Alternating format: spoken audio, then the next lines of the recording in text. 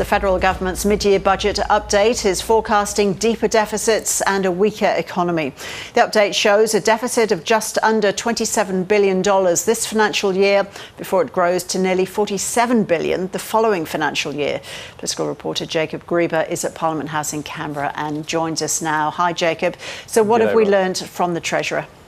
Well, as you pointed out there, the numbers are getting worse. We are swinging from 2 years of surpluses back into 2 years of deficits. As a proportion of the economy, those deficits will actually be bigger over the 2 years than the surpluses that we've just had were. And it also points to deficits really running well out for the next decade. So the structural budget position has not improved a great deal.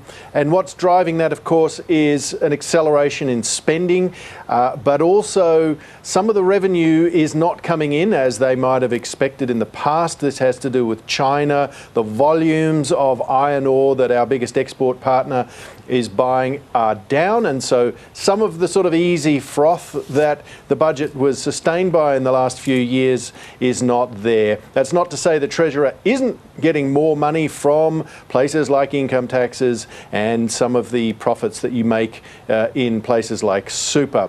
But spending is really the key to why these deficits are coming back with a vengeance. And the government, of course, is defending the increase in spending as being very necessary. They use the phrase over and over that these are unavoidable increases. This is how the Treasurer characterised them.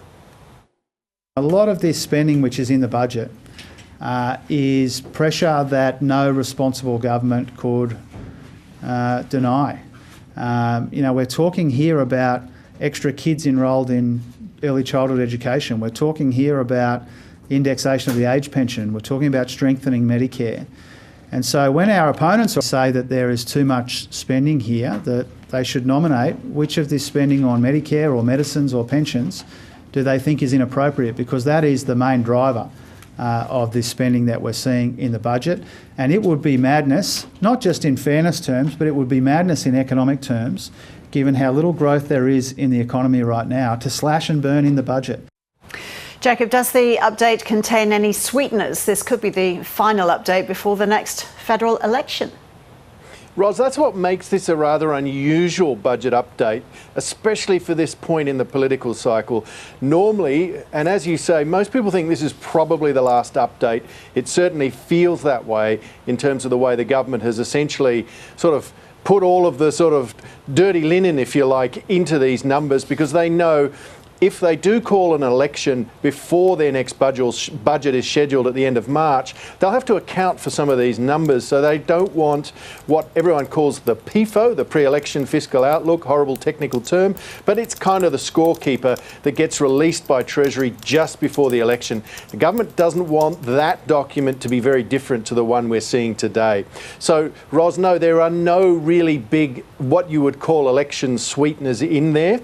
The government has quietly socked away about $5 billion into a sort of an accounting box, which is things they've decided to do but haven't announced yet. Now, they're the sorts of things that may be brought out during an election campaign or before, very likely to be around household relief, on energy bills and the like. The problem ultimately, though, is that this is still a budget that has a lot of spending in it. That's going into an economy that's essentially already running, at the limits in terms of what it can without bringing inflation down. The big question, Ros, will be how this affects the Reserve Bank's deliberations and whether it sees this as a budget consistent with cutting rates or not. That'll be really the big political test.